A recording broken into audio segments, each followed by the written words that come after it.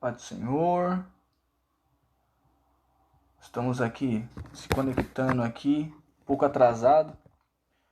A gente atrasou um pouquinho para começar a transmissão do nosso estudo nessa noite.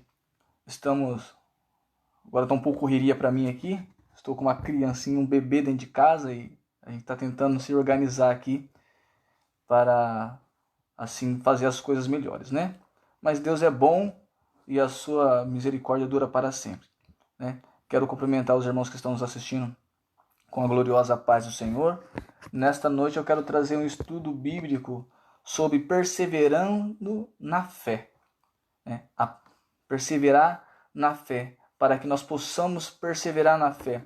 Eu quero trazer o texto que se encontra em Apocalipse, capítulo 3, verso 21, que se diz assim: Ao que vencer, lhe considerei que ele assente comigo no meu trono, assim como eu venci e me assentei com meu Pai no seu trono. Eu quero trazer nesta noite para a nossa reflexão a perseverando na fé, a importância do crente perseverar na fé. A vida cristã, ela exige perseverança, coragem e determinação para que nós possamos avançar e prosseguir ao alvo a qual nós fomos chamados. Deus nos chamou para perseverar e caminhar. A vida cristã é uma vida de conquista e de vitória, mas necessita também da perseverança, da coragem e da constância. Por quê? Porque muitas das vezes somos acometidos, somos levados a várias situações que nos tiram, né, o foco e a objetividade da nossa carreira, do que nós estamos aqui, por que nós estamos aqui. E a perseverança é uma doutrina, né, que revela para nós o final da nossa caminhada, né? Porque Jesus falou assim, ó, ao que perseverar até o fim, né? Darei o direito que se assente comigo no meu trono. Muitas pessoas estão parando na caminhada, estão deixando a caminhada, por quê? Porque não estão perseverando, não estão tendo mais força para perseverar, para caminhar. Vivemos momentos aos quais nós estamos hoje, atuais, a meio a tudo isso, que se o crente, se o cristão não estiver perseverando na sua fé, se o cristão não estiver caminhando para um propósito de eternidade, se o cristão não estiver olhando para o autor e consumador da fé, ele vai se deixar se levar pelas circunstâncias as quais estão o envolvendo, as quais estão trazendo sobre a vida dele neste momento. E muitas das vezes o inimigo quer que nós façamos isso mesmo. Deixamos de acreditar que o amanhã será melhor do que hoje. Deixamos de acreditar que não vale lutar tanto, não vale perseverar tanto, não vale prosseguir, porque do jeito que está, parece que nada vai mudar. Mas eu quero te dizer uma coisa. Eu quero te dizer algo para a sua vida. O inimigo, ele é mentiroso. Ele é pai da mentira. Ele mente desde o princípio. Sabe por quê? Porque Jesus, ele veio para desfazer as obras de Satanás. E ele veio para nos preparar um novo e vivo caminho. E esse caminho só entra nele quem persevera, porque a porta é estreita, o caminho é estreito, e não tem perseverança se não entrar por esse caminho. O céu é tomado à força, meus queridos. O céu é tomado à força. Sabe o que significa? O céu é tomado pelo nosso esforço diário. Ao que vencer. Irmãos, só vence quem está na luta. Só vence quem está na batalha. Se você está passando por dificuldade, se você está passando por luta, se você está passando por adversidade, você é um bem-aventurado, porque você está perseverando e lutando para entrar no céu, porque o inimigo sabe que você é precioso aos olhos de Cristo, que você é escolhido, você foi custado um alto preço, e se você souber aquilo que Deus tem para você no amanhã, irmão, se Cristo nos revelasse agora, abrisse os nossos olhos espirituais, Se Cristo nos abrisse o leque da eternidade, né? Se porventura tivéssemos um déjà vu, né? Uma projeção do nosso futuro do amanhã, eu tenho certeza que o seu futuro será de bênção. Eu tenho certeza que o seu futuro será de vitória. Eu tenho certeza que o seu futuro será de conquista. Não somente das coisas terrenas, irmão, porque eu não estou querendo dizer somente das coisas terrenas, mas a maior conquista do cristão é o entrar no reino de Deus. E ao que vencer, lhe considerei que ele assente comigo no meu trono, assim como eu venci. Irmão, Jesus venceu. Ele é o nosso exemplo. Ele é o nosso exemplo de perseverança, de constância. Olha o que Hebreus vai dizer. Hebreus capítulo 12. Vou pegar a Bíblia aqui. Hebreus capítulo 12.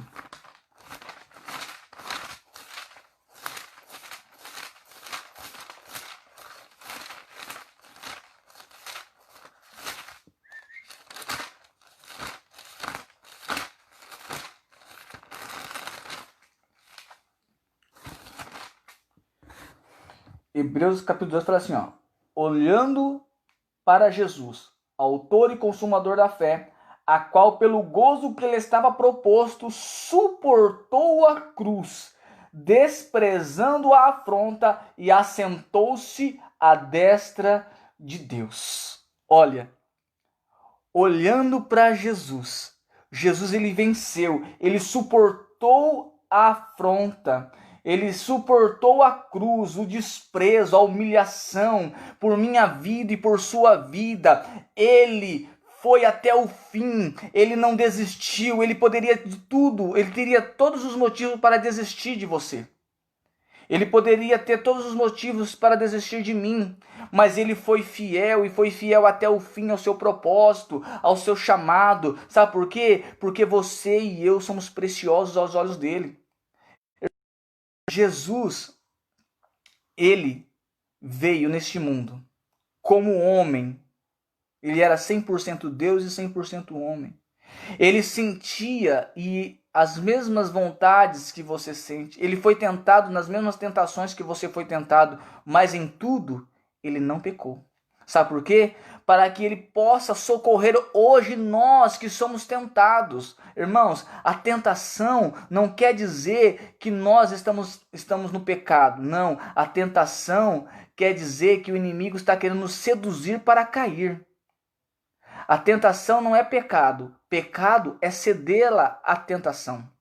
Pecado é você ceder à vontade da tentação. O inimigo, irmãos, quando o inimigo chegou para Eva, ali no jardim do Éden, ele não colocou o fruto na boca da Eva.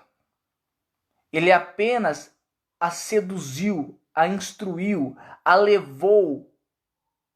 Mas ele não pegou o fruto e colocou. Ela mesmo pegou, olhou, viu que o fruto era bom para se comer, foi lá e pegou da árvore e comeu. O inimigo ali apenas incitou-a. É isso que o inimigo tem feito com a sua vida. O inimigo tem te incitado, o inimigo tem te colocado desejos, mostrando, ó, pode tocar, não é assim que Deus fala, não é assim que Deus diz, não vai ser dessa maneira. Ó, certamente se você comer desse fruto, se você fizer isso, você não vai morrer. Não é, não. Irmãos, toma cuidado. Jesus ele foi tentado no deserto, mas ele não pecou. Sabe por quê? Jesus era homem ali. Jesus não era Deus. Ele estava 100% homem naquele momento. Mas o que tinha em Jesus é aquilo que está em nós hoje. O Espírito Santo. Porque quando Jesus foi batizado nas águas por João Batista, a pomba desceu de forma corpórea sobre Cristo e o céu se abriu e ouve-se do céu dizendo: este é meu filho amado em quem eu tenho prazer, em quem eu me alegro. O Espírito Santo se apoderou de Cristo naquele momento e diz o texto que depois daquele momento, depois que Jesus saiu das águas, o Espírito para ser tentado. Irmãos, muitas das vezes nós somos levados ao deserto para ser tentado, não para ceder à tentação, mas para vencer, irmãos. E para vencer tem que perseverar, tem que dizer não, eu não aceito, eu não concordo, eu não quero, eu prefiro Deus, meu objetivo é Deus, a minha fonte é Deus, a minha alegria é Deus. Irmãos, ao que vencer, irmãos, só vence quem luta. O inimigo quer tirar você da luta porque ele já está derrotado. A nossa luta, irmãos, não é contra a carne, não é contra o sangue, mas é contra os principados e potestades que se encontram nos lugares celestiais. Nossa luta é contra os demônios, o inimigo da nossa alma. E ele não quer que você alcance, não quer que você persevere na sua fé. Irmãos, sem fé é impossível agradar a Deus, diz em Hebreus. E se nós não perseverar na fé, como nós iremos agradar o Deus que é necessário crer que Ele exista? Irmãos, se nós estamos aqui, se nós estamos lutando diariamente, continuamente, lutando contra o pecado, lutando contra as concupiscências da carne, contra a concupiscência dos olhos, contra a soberba da vida, se nós estamos continuamente lutando contra isso, porque nós queremos algo melhor. Nós queremos a pátria. A nossa pátria não é terrena, a nossa pátria é celestial, onde Cristo está sentado ao trono de Deus, e Ele tem um lugar preparado para mim. Ele fala assim: ao que vencer, darei o direito que se assente no meu trono, assim como eu sentei no trono com meu Pai. Lá tem trono para nós assentarmos, irmãos. Nada que o inimigo possa lhe oferecer neste tempo presente. Nada que o inimigo possa lhe oferecer lá no futuro se compara ao assentar ao lado de Cristo Jesus.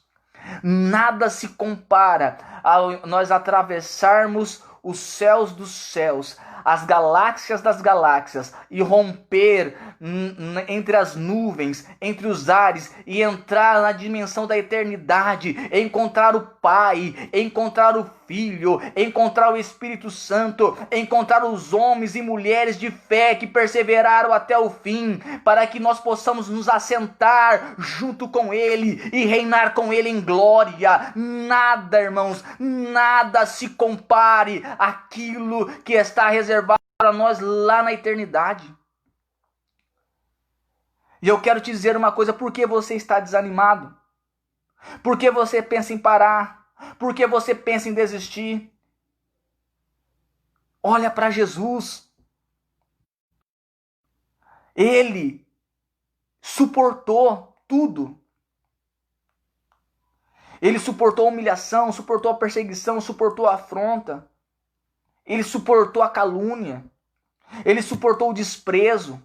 Ele suportou a dor. Por tudo ele suportou, irmãos.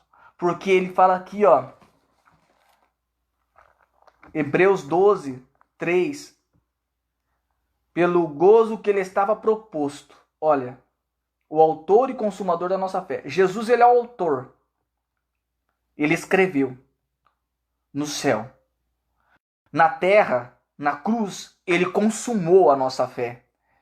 E pelo gozo que lhe estava proposto, olha, há uma alegria. Havia uma alegria proposta atrás de todo esse sofrimento. Havia uma proposta atrás de toda essa dor. Havia uma alegria proposta atrás de todo o desprezo. Atrás da cruz. Atrás da afronta. Sabe qual que havia? O gozo, a alegria é de assentar à destra do trono de Deus. Olha aqui, Hebreus vai falar assim, ó, considerai, pois, aquele que suportou tais contradições dos pecadores contra si mesmo, para que não enfraqueçais, desfalecendo em vosso ânimo. Olha, para você e eu perseverarmos, nós temos que olhar para Jesus. Para você e eu perseverarmos, nós não temos que dar ouvido à afronta.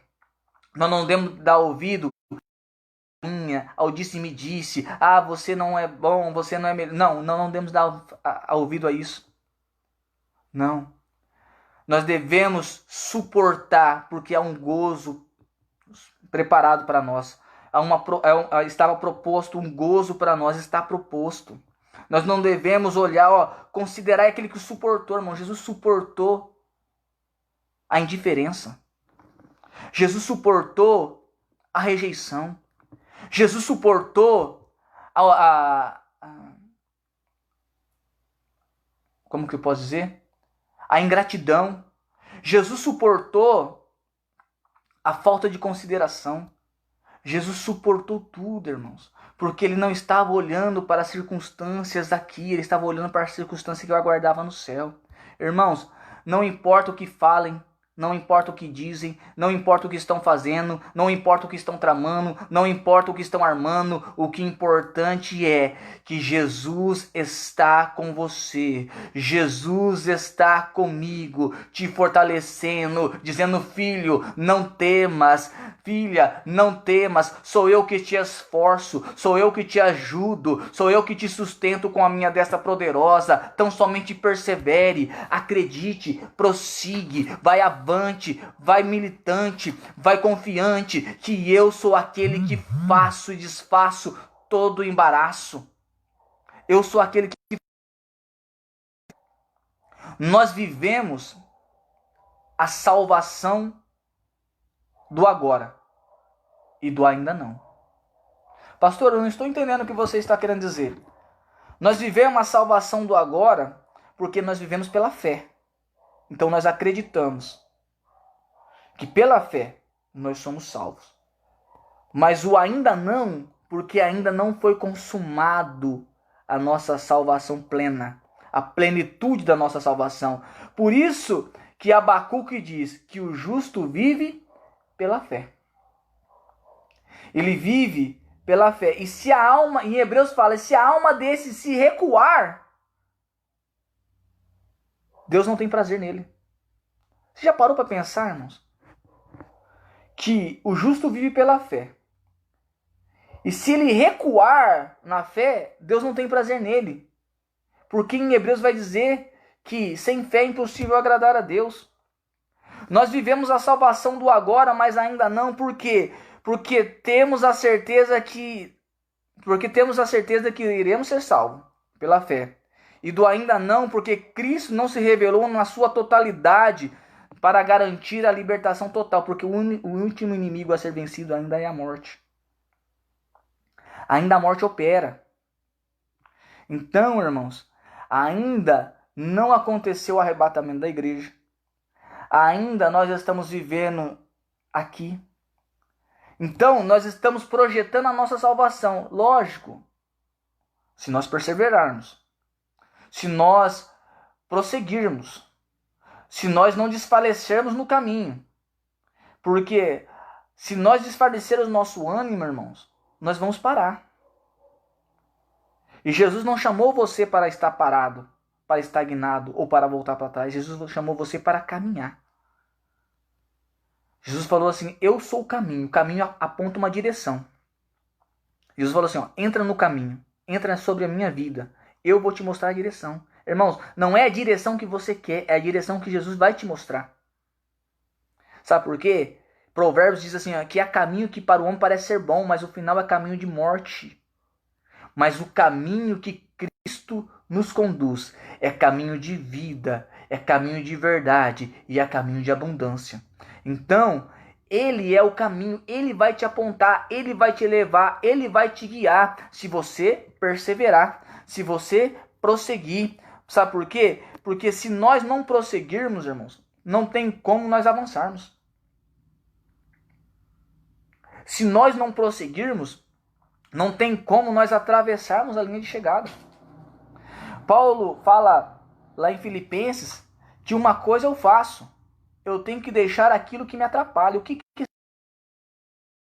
que está te atrapalhando de perseverar na fé?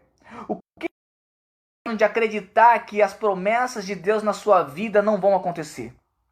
O que está te atrapalhando? Ele fala assim, uma coisa eu faço, eu deixo para trás aquilo que atrapalha. Irmãos, muitas das vezes nós temos que deixar as coisas que nos atrapalham. Não é só as coisas más, não. As coisas que para os nossos olhos são bons, são coisas boas, mas está nos carreira vitoriosa em Cristo pela fé. Irmãos, tem muitas coisas boas que nos atrapalham. Às vezes nós falamos assim, vou deixar o que está me atrapalhando. E às vezes você pensa que é só coisa ruim. Não, a coisa ruim a gente já sabe. Irmãos, tem coisas que está envolto de uma circunstância que parece uma aparente beleza, uma aparente, firmeza mas às vezes está desagradando a Deus. Às vezes está deixando Deus triste com a sua atitude. E você tem que analisar e ver aquilo que está te atrapalhando, para que isso não venha desfalecer o vosso ânimo. Irmãos, a palavra de Deus fala para nós ter bom ânimo. Salmo 27 fala assim, espera, pois, no Senhor, anime-te, espera, pois, no Senhor. Sem ânimo, irmãos, nós não conseguiremos avançar. Sabe por quê? Porque nós precisamos de ânimo para prosseguir. Mas para avançar para os céus, temos que perseverar até o fim.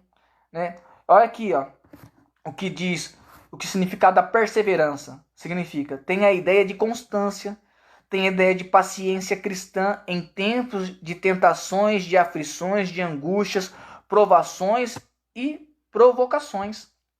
E mesmo assim, continua e firme na fé em Cristo, esperando e dependendo pacientemente dele em tudo e para tudo. Então, olha que a fé, olha que a perseverança dá ideia para nós. Dá uma ideia de constância, de e persistência cristã em tempos de tentações e tempos de aflições. Esse tempo que você está passando, esse tempo a qual você está vivendo, esse tempo a qual nós estamos vivendo, é tempo de aflição. É tempo de tentação. Tentação do quê? De desistir de acreditar que Deus pode fazer. Aflição porque muitas pessoas estão ficando doentes, muitas pessoas estão perdendo emprego, famílias. As coisas não estão no normal. Mas a nossa perseverança dá-nos essa certeza que mesmo na inflexibilidade nós temos a firmeza em Cristo e esperamos e dependemos pacientemente nele, perseverantemente nele, porque ele é tudo em tudo sobre as nossas vidas. Olha que para nós perseverarmos, nós temos que tomar a armadura de Deus. Efésios capítulo 6 fala assim, portanto, tomai a armadura de Deus para que possais resistir o dia mau. Esse dia que você está vivendo, às vezes não é um dia, pode ser um dia, um mês, um ano. O dia mau chega, irmãos. O dia mau chega para todo mundo. Nós estamos vivendo um dia mau. Para muitos, nessa pandemia, estão vivendo dias de calamidade, dia mau. Para outros, não são dias maus. Mas talvez para você possa estar um dia mau. Só que ele fala assim, portanto, se você está nesse dia, toma a armadura de Deus. Resista firme. Aguente. Porque isso vai passar. Persevere. Acredite que isso vai passar. E ele fala assim, e havendo feito tudo, depois de havendo passado tudo, ele fala assim, portanto, tomai a armadura de Deus para que possais resistir ao dia mau. Irmão, sem a armadura de Deus, não tem como nós termos resistência para o dia mau. Nós temos que nos revestir. Nós temos que vestir da armadura de Deus, da couraça da justiça, da espada do Espírito, da sandália do Evangelho. Nós temos que nos revestir de toda a armadura de Deus. A mente tem que estar guardada, o coração tem que estar guardado. Nós temos que estar preparados para lutar pelo Evangelho de Cristo, para anunciar as boas novas, para lutar. Depois de havermos feito tudo, passar tudo isso, havendo feito tudo isso, fica firme. Irmãos, isso que você e eu estamos passando, o mundo está passando, isso que está acontecendo, não é para fazer você parar de acreditar, parar de perseverar na fé. passar isso, você fique ainda mais firme em Cristo. Firmado mais na rocha, confiando mais na rocha, porque eu tenho certeza que neste momento ao qual você está passando, Ele não te deixou, Ele não te desamparou, Ele está com você nesse momento.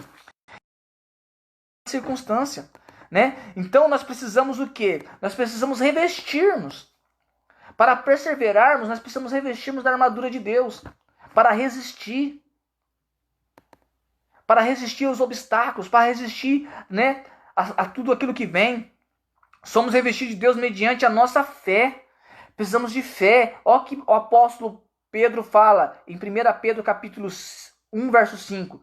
Mediante a fé estáis guardado na virtude de Deus para a salvação já preste para ser revelada no último tempo. Olha que interessante.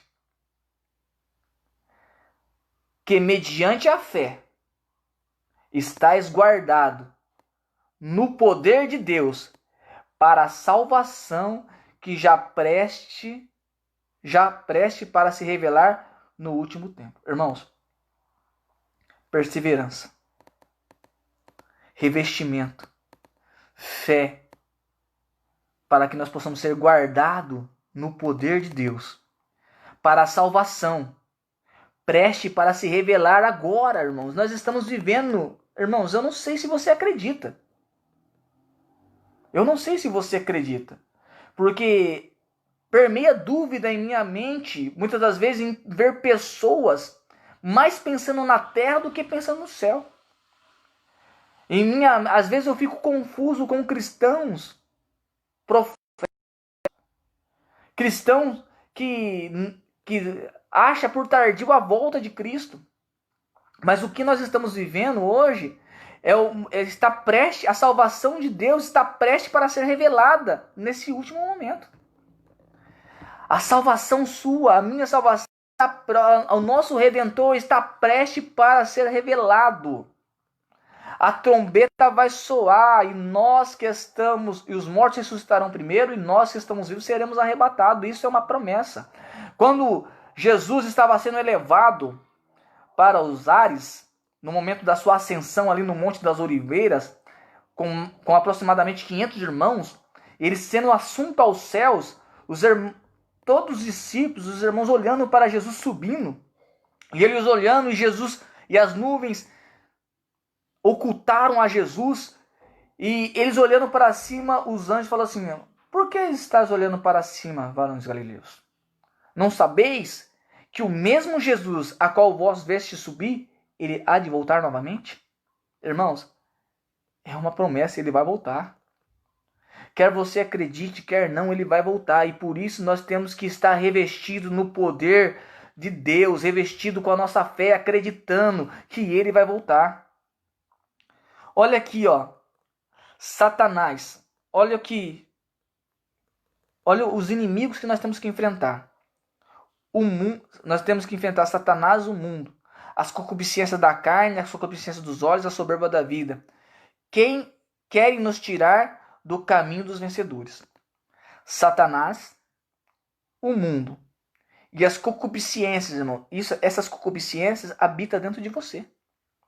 Essas concupiscências habitam dentro de nós, habitam dentro de mim. Esses prazeres carnais, esses prazeres, né, dos olhos, a soberba da vida, ele está dentro do homem. Não é só porque você aceitou a Jesus, não é só porque você está em Cristo que essas paixões ainda não permeiam sobre o seu coração, sobre a sua mente. Ela permeia todo dia e Satanás sabe disso. E ele tenta te seduzir, ele tenta me seduzir. Sabe por quê? Porque o apóstolo Paulo fala lá em Romanos que há uma luta entre a carne e entre o espírito. Há uma luta. E para nós darmos vazão para a carne, se nós darmos vazão para a carne, alimentarmos a carne, nós não perseveramos na fé em Cristo. E se nós perseveramos na fé em Cristo, nós sufocamos a carne, crucificamos a carne, matamos a carne. O apóstolo Paulo fala que ele já não vivia mais para ele, mas Cristo. E a vida que ele vivia, não vivia mais, ele vivia agora pela fé do Filho de Deus. Ele vivia uma vida de fé, irmãos. A perseverança da nossa fé é uma vida de fé. A gente tem que viver a fé. A fé é o firme fundamento das coisas que nós não vemos, mas nós temos certeza que vai acontecer, que vai operar. O Satanás tenta nos seduzir, tenta nos levar às concupiscências. E nós devemos o quê? Nós devemos olhar para Jesus. Nós devemos caminhar por Ele. Nós devemos cultivar a nossa vida de oração. Né? Olha, Efésios capítulo 6, verso 18, fala assim, ó, orando em todo o tempo, com toda oração e súplica no Espírito, vigiando nisso, com toda a perseverança e súplica por todos os santos. Nós temos que cultivar a nossa oração, para que o quê? Para que em todo o tempo nós possamos perseverar, perseverando nisso com toda a perseverança, súplica por todos os santos. Irmãos, eu quero que você pare de olhar só para você. Olhe ao seu redor. Olhe para as pessoas que estão do seu lado. Olhe para dentro da sua casa. Olhe ao redor do seu trabalho. Para de centralizar as coisas em você, dizendo que só você é o coitadinho, só você sofre, só você não tem, só você não pode. Não, irmãos. A palavra de Deus fala que há muitos irmãos nossos no mundo inteiro que também estão sofrendo.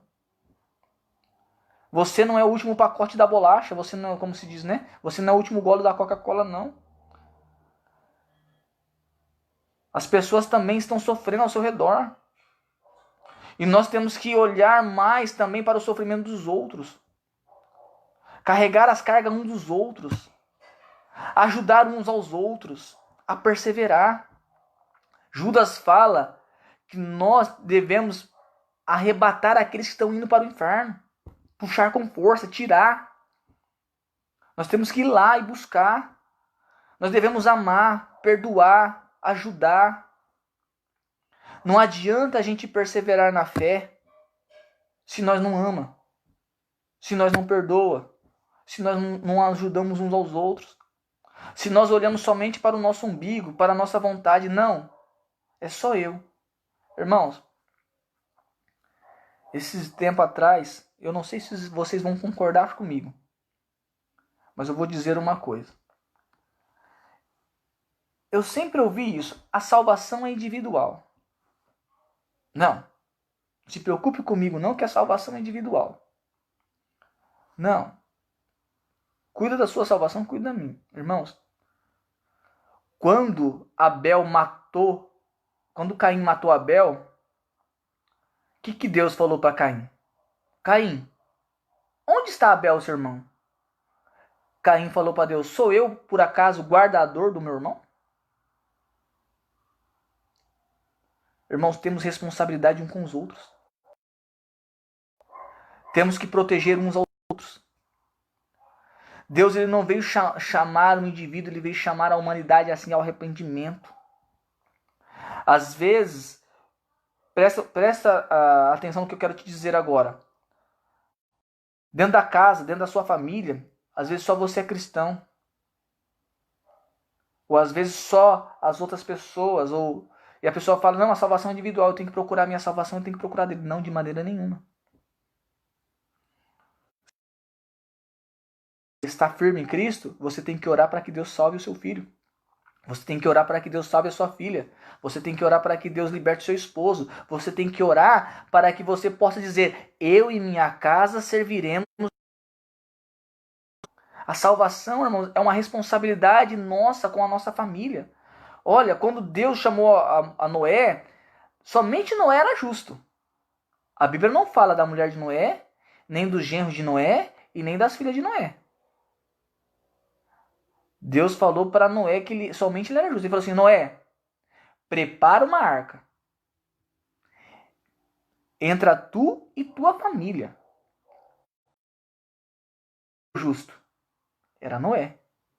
Pela justiça de Noé, Deus alcançou e salvou a família de Noé do dilúvio, da destruição. Mas o que é a justificação que Noé tinha diante de Deus? Pelo temor e pelo respeito que Noé tinha diante de Deus, pela oração e a intercessão que Noé fazia pelos seus filhos, pelas suas filhas, Deus chamou ele e toda a sua família para entrar na arca. Então, irmãos, a salvação não é individual. Deus não veio salvar indivíduo, Deus veio salvar a família. A primeira instituição que Deus fez foi a família. Lá no Éden, depois que ele deu a Eva, Adão falou assim, ó, deixará o homem o pai e a mãe e se unirá a sua mulher e ambos se tornarão uma só carne. Deus, ele veio se relacionar com família. Deus, ele se relaciona conosco como assim, pai.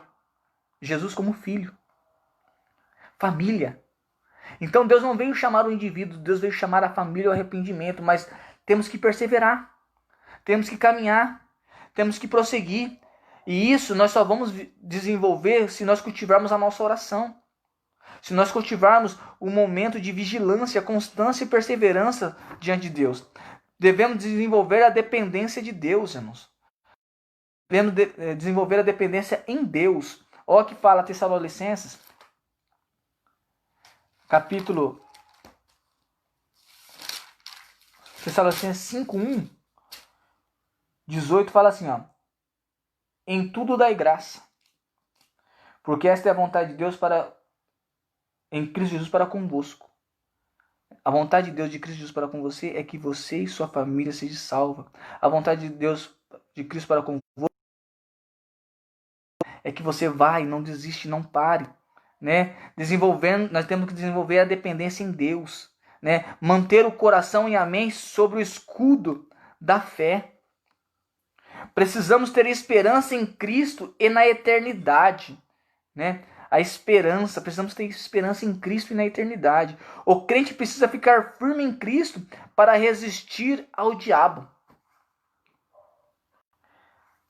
Tiago 4:7 diz assim, ó, resistir ao diabo e ele fugirá de vós. Irmãos,